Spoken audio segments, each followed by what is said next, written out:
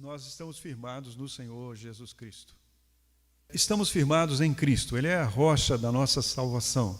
Ele é a verdade e nós estamos firmados nessa verdade. Se somos salvos, então Ele é a nossa bandeira. Enquanto nós estivermos andando aqui, estamos arregimentados no exército do Senhor e estaremos confessando a Cristo como Senhor e Salvador nosso, como o nosso Senhor. Estaremos firmados nele como a nossa rocha.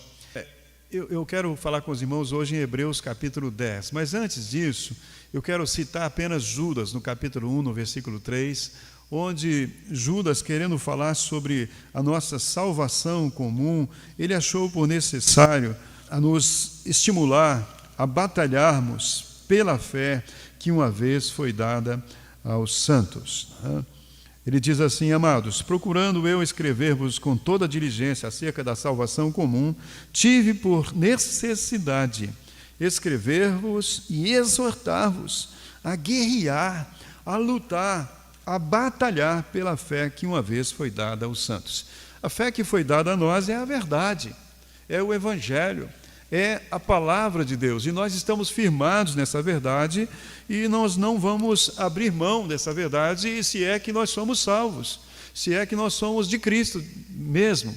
Então nós estaremos nele, firmados nele, e iremos defender essa bandeira, custe o que custar, meus irmãos. Por que estou dizendo isso? Será que se vier dificuldades das nossas vidas, nós estaremos tão apegados à verdade que nós não iremos desistir da verdade? Nós iremos realmente, como Judas nos exorta, batalhar por essa verdade? Ou se acontecer alguma coisa, eu vou considerar a possibilidade de fazer outra coisa, de deixar esse negócio de evangelho de lado, ou pelo menos diminuir um pouco o ritmo, começar a falar menos, porque está ficando perigoso essa história aí de falar de Jesus. Se acontecer alguma coisa nesse sentido, qual será a minha atitude? Eu estou realmente pronto para atender o chamado de Judas e a batalhar por essa fé que uma vez foi entregue aos salvos? Como é que está a minha situação? Então, pensando nisso, vamos abrir agora nossas Bíblias aí em Hebreus, no capítulo 10. Vamos ler aí a partir do versículo 32.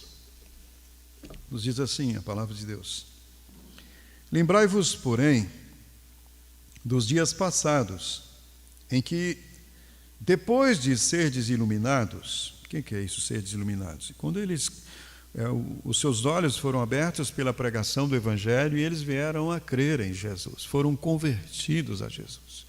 Então, o escritor está chamando essas pessoas, os hebreus, para se lembrarem de algo que aconteceu, dos dias passados, em que, depois que vocês se tornaram crentes no Senhor Jesus, o que aconteceu?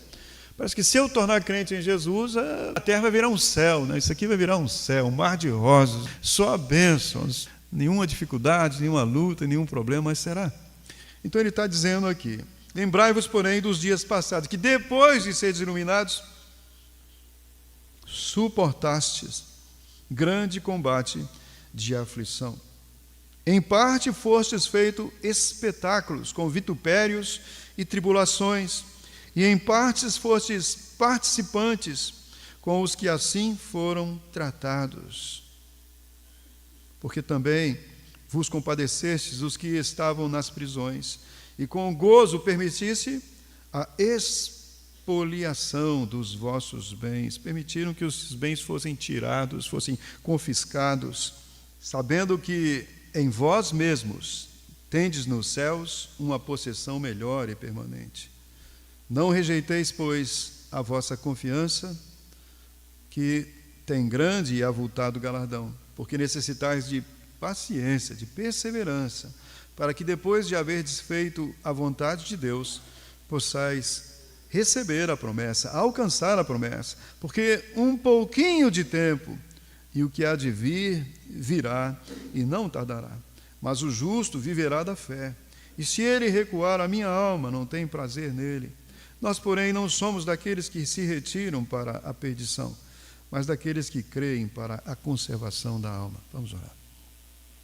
Nosso Deus, obrigado por nos trazer, por estarmos juntos, por sermos amados pelo Senhor, por sermos o seu povo, por termos uma tão bendita esperança, Deus, por saber que o que nos aguarda, Deus, é tudo aquilo que Jesus foi aos céus preparar para nós. Ele tem nos garantido que subiu aos céus, foi nos preparar um lugar e há de voltar para nos levar, e estaremos para sempre com Ele, ó Deus. Obrigado por essas grandes e preciosas promessas, ó Pai. Louvado seja o Senhor, porque temos um futuro de fato maravilhoso, ó Deus. Quando tudo aqui cessar, quando o Senhor Deus tiver passado tudo aquilo que tem que passar na história, as nossas lágrimas o Senhor enxugará completamente e não haverá mais dor, nem luto, Deus, nem separação. Obrigado porque podemos olhar para o futuro e assim ter condições de perseverar, de suportar qualquer coisa que possa vir, que nós não gostamos, ó Deus, mas que não será maior do que as forças que o Senhor nos dá para passarmos por esses dias. Nós pedimos que nos guie, fortaleça a nossa fé, abençoe a sua igreja, o seu povo, nesse tempo de meditação na tua palavra. Oramos em nome de Jesus. Amém.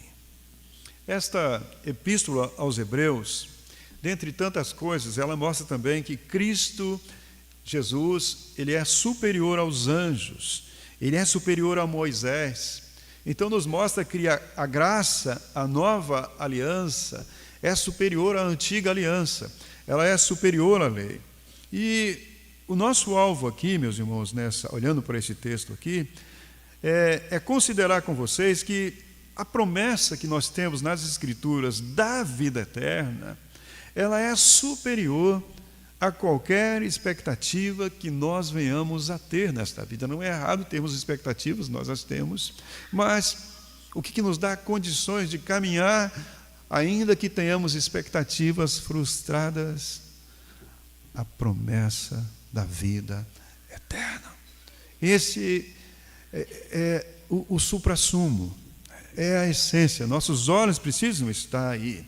E aqui, no verso 39, começando do fim para o início dessa leitura, o texto nos revela que uma das preocupações do autor é que alguns crentes, por causa de privações, por causa de perseguições, de provações que estavam passando ali, eles viessem desanimar, eles viessem retroceder na fé, viessem desistir da caminhada cristã e realmente se apartasse da fé no Senhor Jesus. Essa é a preocupação quando ele escreve, e é o que estava acontecendo.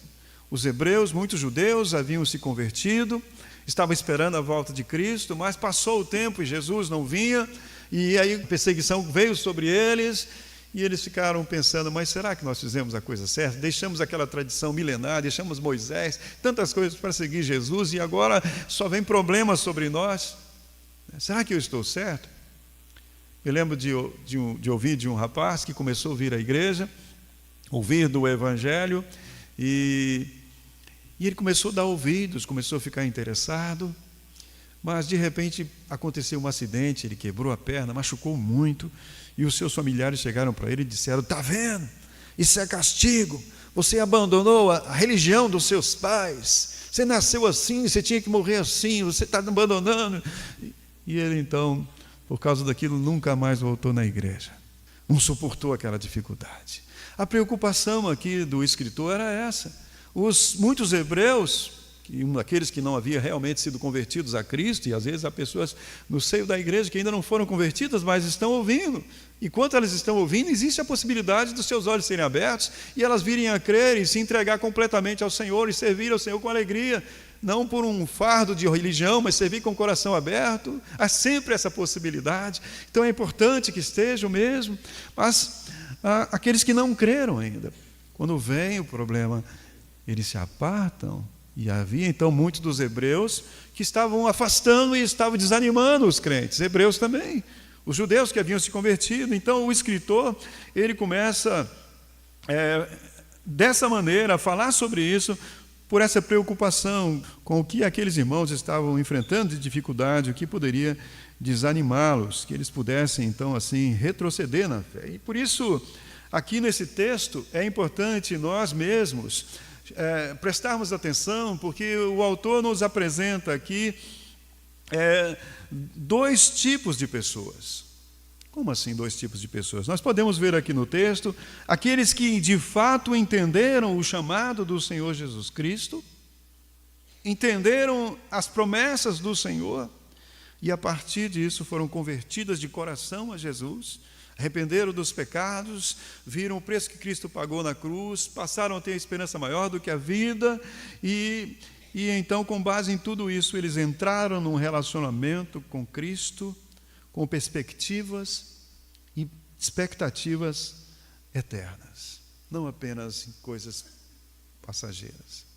Paulo chega a dizer que se nós esperamos em Cristo só nesta vida, somos os mais miseráveis de todos os homens. Mas aqui o autor escreve dessa maneira, ele apresenta esse tipo de pessoa, aquelas que entenderam a proposta de Cristo, não ficaram enganadas com falsas pregações do Evangelho, de cura e prosperidade, não ficaram enganadas com isso, mas entenderam qual é a promessa do Senhor e o tipo de compromisso que é exigido daqueles que creram, o que pode acontecer com você quando você crê de verdade, e se você se compromete com o reino de Deus, isso é perigoso ou não é perigoso?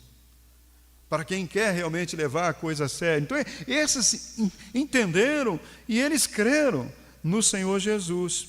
Então, estão olhando para além dessa vida. Mas o escritor também fala daqueles que chegaram a juntar-se aos crentes, mas simplesmente por causa da sua própria expectativa de que as necessidades que ele tem, essas necessidades fossem supridas por Jesus, no momento em que elas dissessem para Jesus: está aqui, eu quero que o Senhor faça isso para mim, eu estou com esse problema, o Senhor tem que fazer isso. Então vieram nessa esperança de que se eu entrar para aquela igreja, eu vou prosperar, vai acontecer, eu vou ser curado, isso e aquilo, e Deus vai andar conforme a minha vontade.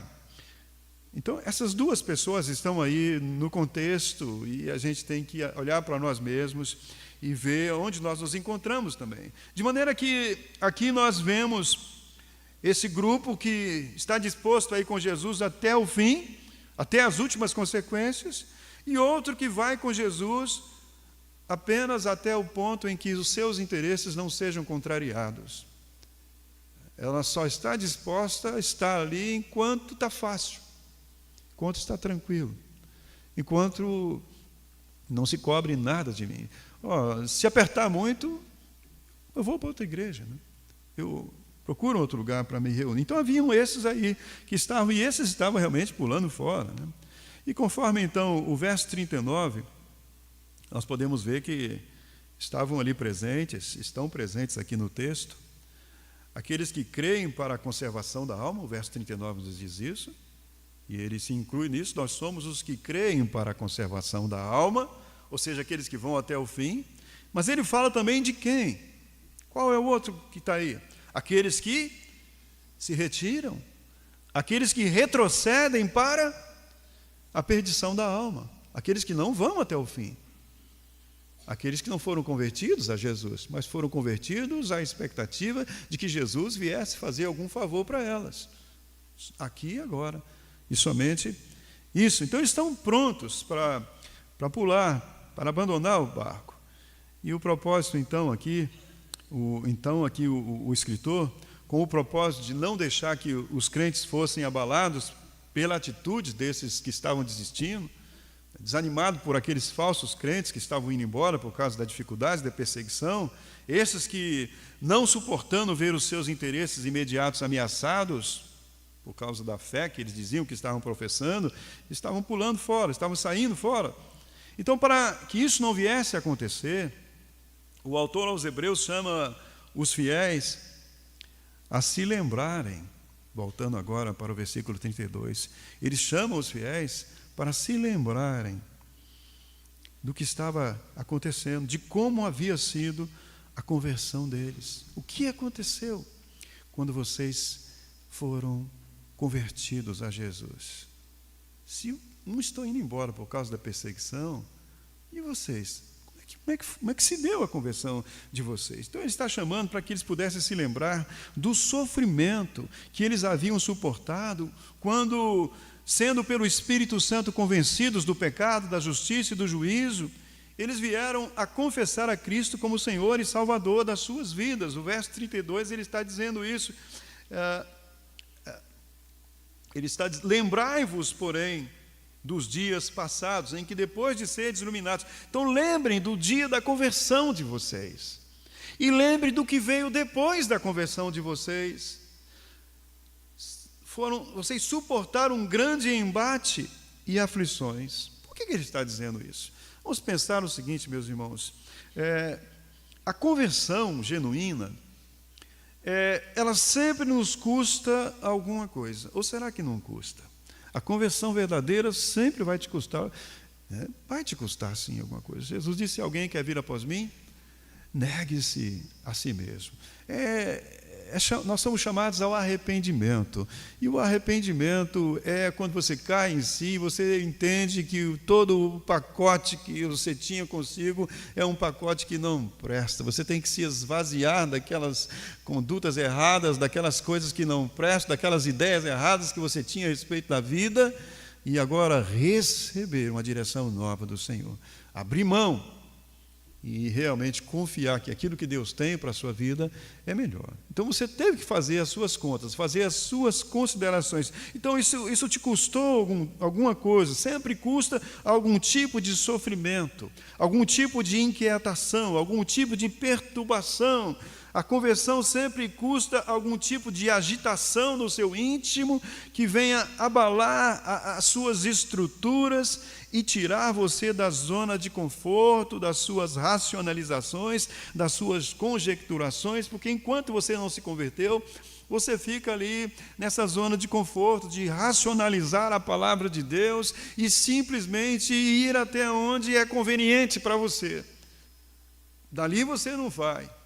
A partir dali você não vai mais, você não faz concessões, você não cede, você simplesmente quer estar no controle da vida. Mas na conversão isso tudo é abalado. Até então você estava aí no limiar, né? Você estava aí no limite. O sol estava quase nascendo, mas não tinha nascido ainda. Não havia brilhado no seu coração a luz da justiça. A pessoa está ali. Na conversão, então, tudo isso, ela é abalada. Porque, meus irmãos, a conversão, ela sempre nos custa algum tipo de consideração lá no nosso íntimo, que nos aflige a consciência, que aflige o nosso coração, a nossa alma, e nos leva a uma contrição, a um quebrantamento, nos leva ao arrependimento, nos levando, então, assim, a uma mudança de direção, a uma mudança de comportamento, ao ponto de muitas vezes nos custar também amizades, nos custar a companhia de parentes que nos rejeitam muitas vezes, nos custar trabalhos, porque às vezes você faz um tipo de trabalho e a partir daí você não pode mais, naquele tipo de trabalho você tem que mentir, ou naquele tipo de trabalho você tem que fazer alguma coisa que desagrada a Deus, então vai ter que abandonar, e pode te custar também alguns bens, e pode custar a própria vida. Então é uma aflição na conversão. Alguma coisa acontece que exige um preço de você. Você se lembra como aconteceu a sua conversão? O que foi que aconteceu com você? As estruturas da sua vida foram abaladas? Houve perturbação dentro de você? Eu acredito, meus irmãos, que se não houve uma perturbação dentro da pessoa, como é que ela foi salva? Se ela não viu um contraste entre a sua miséria e a santidade de Deus e a perfeição de Deus, para que ela foi convertida? Eu só converto de uma coisa para outra quando eu vejo o preto e o branco, quando eu vejo contrastes, quando eu vejo coisas bem definidas na minha vida, não é? As trevas e a luz. Quando essas duas coisas estão bem nítidas para mim, quando há extremos bem claros, é aí então que eu posso converter dessa situação para aquela situação, porque converter é exatamente isso, é meia volta, é realmente uma mudança de 180 graus, é uma grande virada. Então, quando isso acontece, é o que o escritor aos Hebreus está chamando a atenção. Vocês se lembram do que aconteceu com vocês, naquele momento em que vocês foram iluminados, E é só sendo iluminado mesmo, meu irmão, para a gente deixar o pecado e aceitar a Cristo e crer em Cristo. Porque até então, ainda que a gente ache o cristianismo simpático, a gente fica sempre no meio, em cima do muro, né? A gente fica considerando uma coisa, mas não querendo perder as outras. Então você fica olhando para um lado, fica olhando para o outro. Mas então quando o Senhor nos ilumina, os nossos olhos são abertos, aí realmente a gente faz as contas, porque você faz as contas. O Senhor Jesus disse que se alguém quiser segui-lo, tem que fazer as contas. E se o Espírito está operando, realmente você vai se prostrar diante do Senhor e dizer: miserável homem que eu sou, Senhor, tenha misericórdia da minha alma. Então, custa esse quebrantamento na sua vida, custa esse abalar do seu íntimo. E aqueles crentes ali, para quem o autor aqui está escrevendo, eles já haviam passado por tantas dificuldades por causa da sua fé. Por que então eles iriam agora desistir, simplesmente porque estava vindo mais uma dificuldade sobre eles? Eles tinham que lembrar disso, eles tinham que ser lembrados do preço que eles pagaram, do que custou a eles, do que aconteceu com eles, do sofrimento que eles haviam tido, tanto interiormente como exteriormente, do que tinha acontecido com eles no ato da sua conversão. Então, por que agora eles estavam aí se deixando abalar e considerando até mesmo desistir da fé cristã? Seria, meus irmãos, o medo de passar pela dor novamente, dor que eles tinham passado e agora as coisas aquietaram? Seria o medo de que os níveis de perseguição e sofrimento fossem maiores do que aqueles que eles tinham enfrentado até então? Talvez seja isso, fosse isso. Mas o apelo aqui é o seguinte: algo que eles tinham que considerar e que nós também temos que considerar na nossa jornada. Será que aquilo que os levou a crer inicialmente e fez com que eles fizessem as contas e decidissem: não, eu vou deixar Moisés, eu vou deixar a lei, eu vou deixar essas coisas de lado, eu vou crer em Cristo e custe o que custar, eu vou estar com Jesus? Será que aquilo que os levou então a crer não continuava valendo a pena? A princípio eles consideraram que valia a pena crer em Jesus, mas e agora que as dificuldades estão vindo, será que estar comprometido com Jesus deixou de valer a pena? O que eu ouvi de Jesus para andar com Ele, para me entregar a Ele, para confiar nele? E por que eu estou agora querendo deixar? Se eu estou querendo deixar, será que eu ouvi mesmo o que Jesus falou? Porque se eu ouvi o que Ele falou, eu não tenho motivo para deixá-lo. Não tenho motivo nenhum para deixá-lo. Ele não disse que as coisas iriam ficar fáceis. Ele não disse que Ele satisfaria todos os meus desejos, que eu podia ser um piá pançudo, uma criança chorona, um pirracento e esperneasse, e Ele ia me dar tudo que eu queria, tudo que eu precisava. Ele não falou isso. Ele, muito pelo contrário, Ele disse: olha, as coisas vão ficar difíceis. Olha para onde que eu fui para ser o seu Salvador. Me levaram para a cruz. Se fizeram isso comigo, abra sua Bíblia em João 15, que você vai ver isso. João capítulo 15. Se fizeram isso comigo, não pense vocês que vão fazer diferente com vocês, não. Querem me seguir? Eu não tenho outra solução para vocês. Eu sou o caminho. Mas se vocês querem me seguir, estejam prontos para isso. Senão vocês não vão me seguir. Se vocês não estiverem prontos para ir até as últimas consequências, vocês vão enganar vocês mesmos a vida inteira com religião, com tradição, mas nunca estarão verdadeiramente me seguindo, nunca estarão andando comigo. Por isso, nos versos 33 e 34, aqueles irmãos ali, eles são lembrados que, quando eles se converteram, eles haviam sido expostos em espetáculos, como se fosse um teatro, colocado num teatro para ser uma peça de teatro, de cômica, para que todo mundo zombasse deles. Eles foram expostos ao ridículo, suportaram, diz os versos 33 e 34, o espólio. O que é isso, o espólio? O confisco, o roubo de todos os seus bens. Porque vocês são crentes, vocês são crentes, então agora as leis estão mudando. Se você não negar a sua fé, nós vamos ficar com todos. O governo agora vai pegar tudo para ele. Isso tem acontecido e pode acontecer de novo. O que vale mais para vocês? Os seus bens, as suas riquezas ou a sua fé? Eles suportaram isso. O texto fala isso. Não estou eu falando. O texto, que eles, quando se converteram, eles suportaram até isso. Porque eles consideraram mais preciosa as promessas de Cristo, a eternidade, do que os seus bens. E aconteceu tudo isso com eles. Vamos ler esses versos 33 e 34. Versos 33 e 34, nós lemos isso, né? Porque também vos compadecestes dos que estavam nas prisões, e com gozo permitiste a expoliação dos vossos bens, sabendo que vós mesmos tendes nos céus uma possessão melhor e permanente. E o verso 33, em parte fostes feitos espetáculos, com vitupérios e tribulações, e em parte fostes participantes dos que assim foram tratados. Vocês se uniram aos servos verdadeiros do Senhor, assumindo esse compromisso a ponto de passar por aquilo que eles passaram também.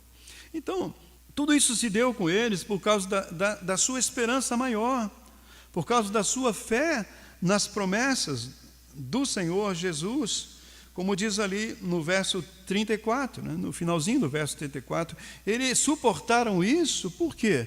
Porque eles tinham ciência. De que eles tinham ciência, meus irmãos? Que eles possuíam o quê?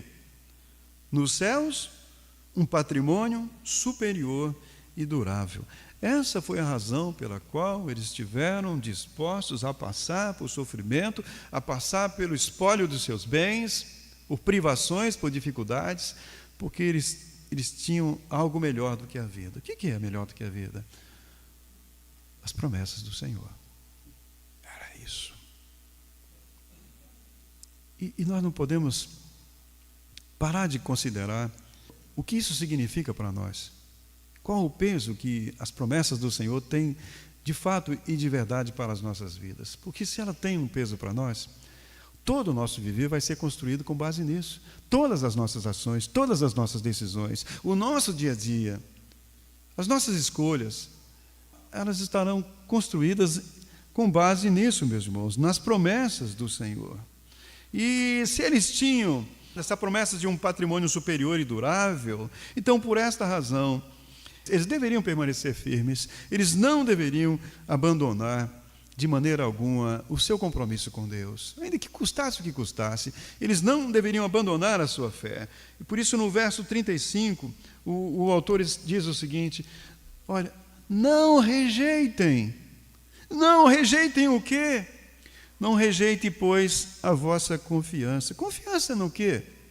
Confiança na promessa de Deus. Não tire os olhos da promessa de Deus por coisa alguma que vier a acontecer com você. Não tire os olhos da palavra do Senhor, porque essa promessa, ela tem grande e avultado galardão. A confiança que vocês estão colocando nas promessas de Deus vai produzir um fruto eterno. Tem grande e avultado galardão. Não é pouca coisa, não. Paulo chega a dizer que a vossa leve e momentânea tribulação produz para nós um peso eterno, excelente de glória, e as aflições do tempo presente não são para comparar com a glória que em nós há de ser revelada. Então dificuldades virão, mas se você tem fé no quê? Você tem fé nas promessas do Senhor. Você está olhando para além dessa vida. A sua fé é uma fé que te leva além do viver, transcende essa vida. Se tenho fé, eu espero algo que os meus olhos não estão vendo. Abra comigo a sua Bíblia em Hebreus 11, está aí do ladinho. Hebreus 11, versos 1 e 2. Está aí? Vamos ler. O que é essa fé, essa confiança nas promessas do Senhor? Ora, a fé é o firme fundamento das coisas que se esperam e a prova das coisas que se não veem. Firme fundamento das coisas que se esperam. Então, o que eu espero? Eu espero o cumprimento das promessas do Senhor. Eu estou seguro nisso. Seguro estou, não tenho temor do mal, sim guardado pela fé em meu Jesus. Então é nisso que eu estou firmado. Então a fé é o firme fundamento das coisas que se esperam, e eu estou esperando o cumprimento das promessas daquele que é fiel. E a fé é também a prova das coisas que não se veem, porque por ela Pela fé, os antigos alcançaram o testemunho. Pela fé que nós vamos alcançar. Se cremos de verdade, nós estamos firmados no Senhor e permaneceremos nele. Então eu creio que eu posso dizer, meus irmãos, que a vida cristã, olhando para esse texto aqui de Hebreus 11 e Hebreus 10 também, a vida cristã, ela é um plantar a nossa fé nas promessas do Senhor, de tal modo, plantar, preste atenção nisso, plantar a sua fé no quê? Colocar a sua fé no quê? Nas promessas do Senhor, como alguém que enterra uma semente. E depois disso, o quê? O que mais? Não fica lá cavando um buraco para ver se a semente está brotando, não. Você não faz isso, não é? Você põe a sua fé ali. O Senhor falou, a palavra dele é digna. Ele ressuscitou dos mortos. E ele tem prometido para nós uma eternidade. É disso que ele está falando. Ele diz para que nós suportemos, no mundo tereis aflições, mas não desanime, eu venci. E o fato de eu ter vencido é a garantia do futuro de vocês. A garantia do futuro de vocês não é se as coisas forem mais fáceis ou menos difíceis aqui, não é isso. A garantia do futuro de vocês é a minha vitória. Então, plante a semente da fé de vocês lá nas minhas promessas e deixe ela lá. Quando você planta uma semente, ela tem o tempo próprio dela de nascer. Não é o seu tempo que faz a semente brotar. Ela tem o tempo dela. Agora que você plantou a semente, saiba de uma coisa, nessa terra onde a semente está plantada, virá terremoto, relâmpagos, trovões, tempestades virão. Muitas coisas irão acontecer nesse tempo em que essa semente está plantada ali. Mas fique lá. Até quando? Até que venha o fruto. Mas quantos podem suportar isso? De fato e de verdade. Quantos de nós estamos dispostos a ficar em Jesus, dê o que der, aconteça o que acontecer, estou firmado no Senhor Jesus. Ele vale mais que tudo para mim, vale mais do que a realização dos meus sonhos, Ele vale mais do que a minha carreira, Ele vale mais do que a minha fortuna, Ele vale mais do que qualquer coisa, do que as minhas amizades. Venha o que vier, ainda que meus olhos não vejam grandes bens me favorecendo aqui nessa vida, ainda que nada do que muitos estão tendo aconteça comigo, ainda assim eu vou permanecer plantado ali, minha fé continuará lá. Quantos podem suportar isso, meus irmãos? Sabe, às vezes nós temos medo de que as coisas aconteçam, é natural isso. Temos medo de retroceder, né? Temos medo de perder o que temos, de viver uma vida pior do que aquela que nós vivíamos no passado. Às vezes temos medo disso, né? De levar as coisas tão a sério e coisas ruins acontecer conosco, é natural isso em nós. Eu conheço, por exemplo, uma pessoa que ela não come pão de milho. Eu não sei se você gosta de pão de milho, né? Eu gosto, né? Mas eu conheço uma pessoa que não gosta de pão de milho. Por que ela não gosta de pão de milho? Ela diz assim, porque o pão de milho me faz lembrar dos tempos difíceis, né? Tempo que lá em casa a gente só tinha para comer isso. O único pão que tinha para comer na nossa casa é coisa de pobre. Esse negócio de pão de milho me lembra o tempo de pobre, o tempo que eu era pobre. Então não quero nem saber de olhar para pão de milho, porque ela não quer nem sequer considerar os dias difíceis que ela passou na sua vida. Eu quero esquecer daqueles dias difíceis, porque eu não quero nem imaginar que existe a possibilidade de eu viver naquela pobreza de novo, né? De certa forma, isso não está errado, porque nós não somos masoquistas, né? Não gostamos de sofrer. Mas, o que nós estaríamos dispostos, meus irmãos, a fazer para que isso não aconteça conosco? Para que nós não venhamos a retroceder na vida? O que estamos dispostos a fazer para manter ou melhorar o nosso padrão de vida? O que vale mais para mim? O meu progresso aqui nesta vida? O meu bem-estar, o meu sucesso? E o que eu estou disposto a fazer para não perder o que eu alcancei, ou ainda alcançar mais do que aquilo que eu alcancei nesta vida? Eu penso assim, se nós somos crentes, se você é um crente em Jesus, se você é um discípulo de Jesus, Então se espera que, diante dessa pergunta, o que você está disposto a fazer para melhorar ou para não perder o seu padrão de vida? Então a resposta que se espera de você é a seguinte: eu estaria disposto, sim, a me esforçar fazendo somente aquilo que é lícito, aquilo que não contraria a vontade de Deus. Não estou querendo perder as minhas coisas, e não é errado não querer perder, mas para não perder e para melhorar, eu estou disposto apenas a fazer aquilo que é lícito, aquilo que não é contra a vontade de Deus. Mas, e se isto não for suficiente? Você está fazendo isso, mas chega um ponto que isso pode não ser suficiente, e você continua correndo o risco de abaixar o seu padrão, de perder bens, perder a própria vida.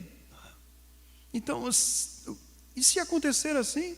Se a situação chegar ao ponto em que a sua segurança alimentar, a sua reputação, a sua privacidade, a sua vida forem ameaçadas, como é que você irá reagir? Você tem considerado isso? E nada ponho a minha fé, senão na graça de Jesus. Estou firmado, a minha fé e o meu amor estão firmados. As promessas do Senhor. Nós temos considerado de maneira prática que nós vivemos num mundo que não é bom e que não estamos longe disso. Como iremos reagir? E se chegarmos a esse ponto, se a vida chegar a esse ponto, o que estará sendo provado na sua vida? Porque talvez você já esteja passando por isso no seu trabalho, né? O patrão está te mandando mentir, você está fazendo coisas ilícitas, coisas que você sabe que são erradas.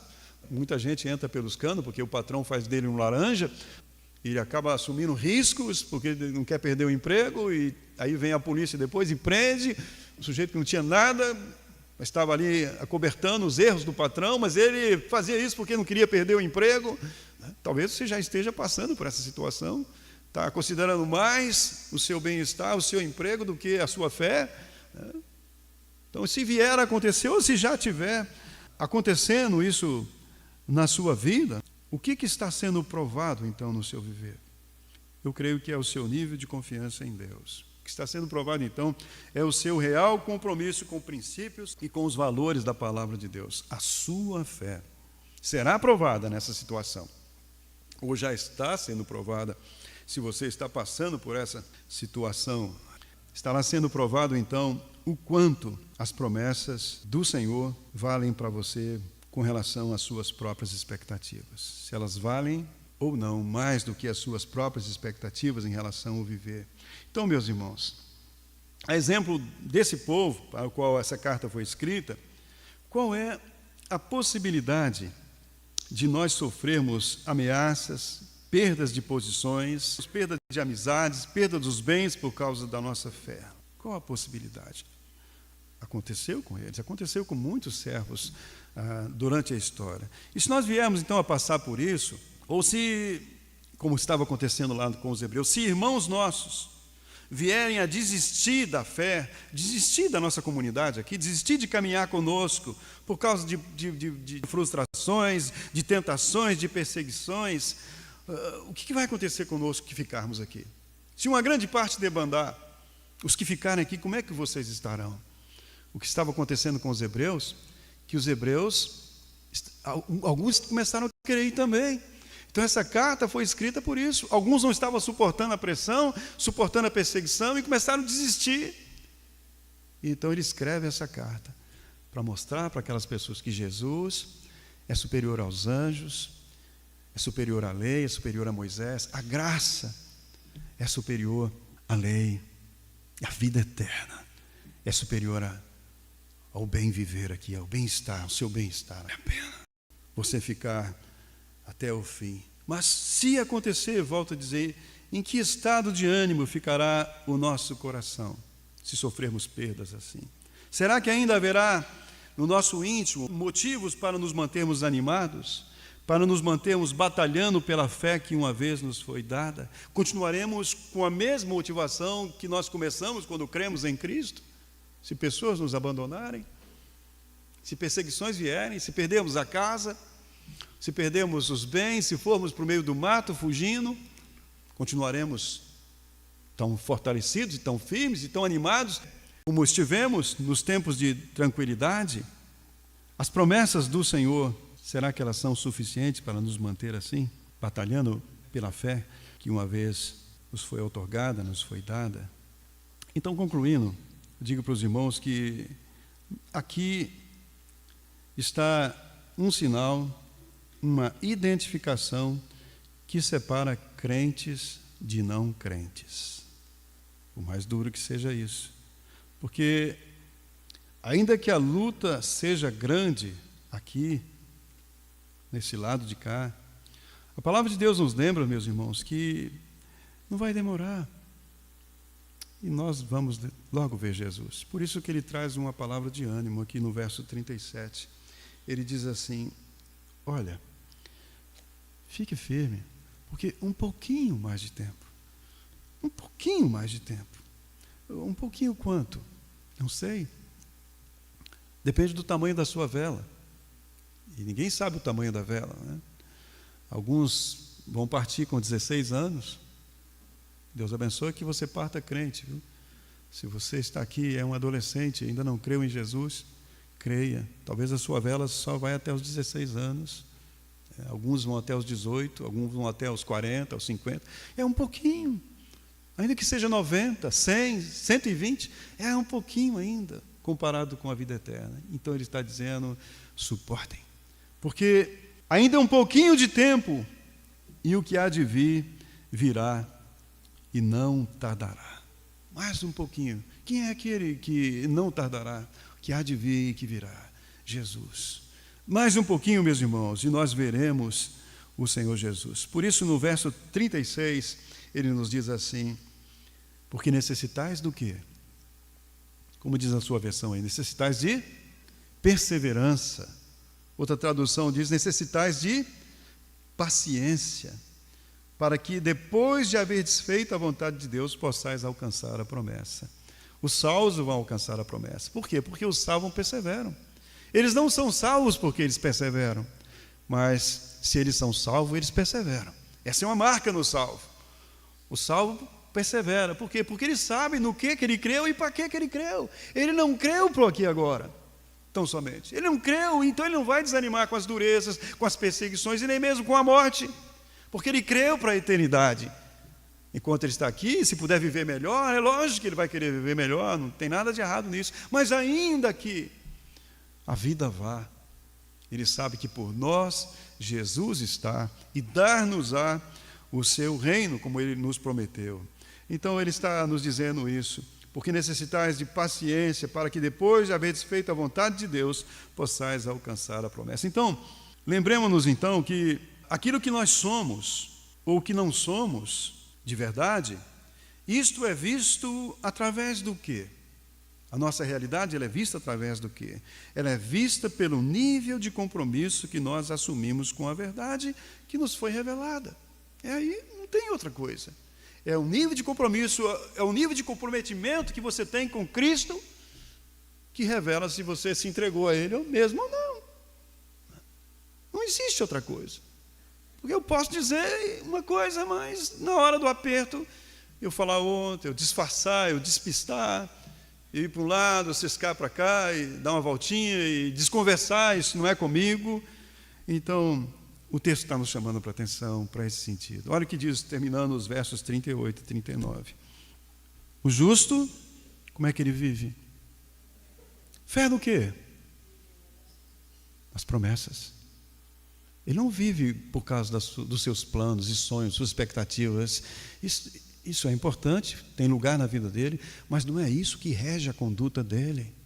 Não é isso que rege a conduta do salvo. Ele vive com os olhos na palavra de Deus. Vai doer, vai custar. Do mesmo jeito que custou quando você creu. Quando você realmente reconheceu os seus pecados e decidiu perder para ganhar, vai continuar custando toda a vida. Mas ele tem os olhos além. Ele vive pela fé nas promessas do Senhor. Mas se ele recuar, se ele voltar atrás, quando a coisa apertar, quando a coisa ficar difícil, o que acontece? O Senhor não tem prazer nessa pessoa. Ele não é de Deus. Mas os crentes, ele está dizendo, nós, porém, não somos destes. Por causa das dificuldades, dos apertos, das aflições, fogem, não assumem compromisso. Nós não somos daqueles que se retiram para a perdição, mas daqueles que creem para a conservação da alma. Então, vamos encerrar pensando nisso, meus irmãos.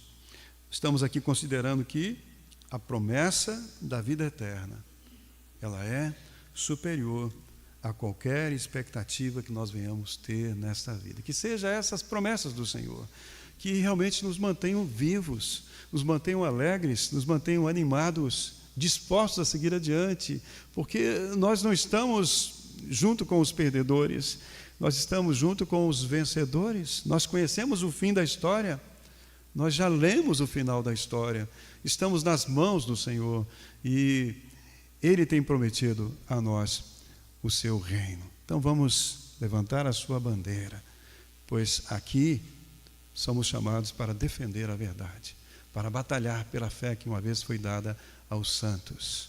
Precisamos então conhecer melhor essa verdade, porque a verdade está sendo questionada. No presente momento, pessoas dentro da igreja não querem saber de verdade, elas não querem saber de absolutos, elas querem saber de relativismos, porque elas querem viver uma vida de conveniência, uma vida que se diga cristã, que se diga ser uma vida cristã, mas na qual ela pode fazer tudo aquilo que ela quer. Não precisa deixar o pecado, a fornicação, a mentira, a balada, a bebida, ela não precisa de largar nada. Ela vem do jeito que está e ela fica do jeito que está, porque não tem nada a ver, né? Então, vivemos nesse tempo onde não existe mais absolutos. As pessoas não querem uma sociedade líquida, né? Uma sociedade fluida, uma sociedade que quer viver assim, do jeito que você coloca, se coloca num pote, ela toma a forma daquele pote, coloca numa garrafa, toma a forma daquela garrafa. É uma coisa que não tem compromisso. Então, se nós somos do Senhor, nós não podemos ser assim volúveis, não.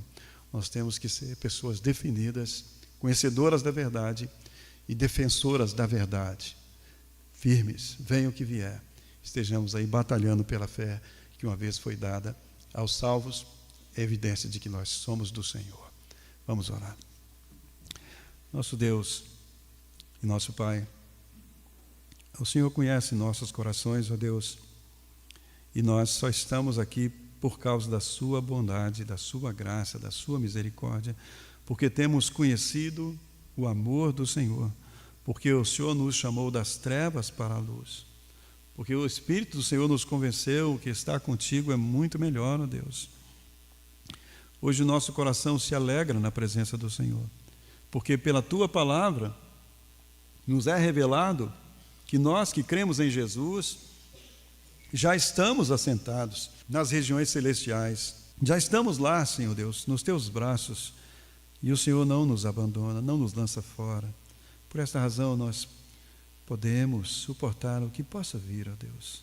O Senhor é aquele que nos dá forças para vencer as provações, para passar por privações, e nós te agradecemos por esse tão grande amor do Senhor por nós, que faz com que nós não percamos a razão do viver, apesar de lutas e frustrações. Anime o seu povo, ó Deus, fortaleça o seu povo, nos ajude a lembrar do amor do Senhor, e que possamos batalhar, sim, viver com alegria a vida que o Senhor nos deu e desfrutar de todas as graças, de todas as bênçãos que temos, e que possamos melhorar e crescer, mas que nada disso, Senhor Deus, seja um motivo maior, aquilo que faz com que nós permaneçamos fiéis ao Senhor em todos os momentos. Abençoa-nos assim. Oramos em nome de Jesus. Amém. Amém, irmãos. Vamos, aqueles que puderem ficar de pé. Em nada ponho a minha fé, senão na graça do Senhor Jesus.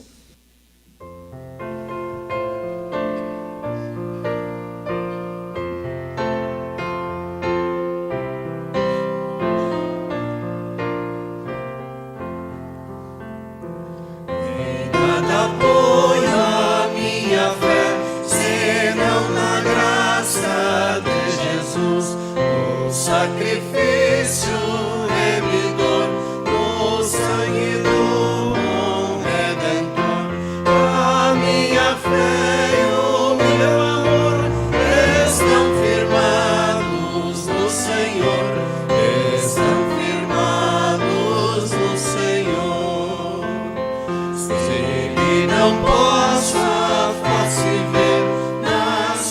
tua graça vou viver, em cada crise sem falhar, sempre de nele confiar.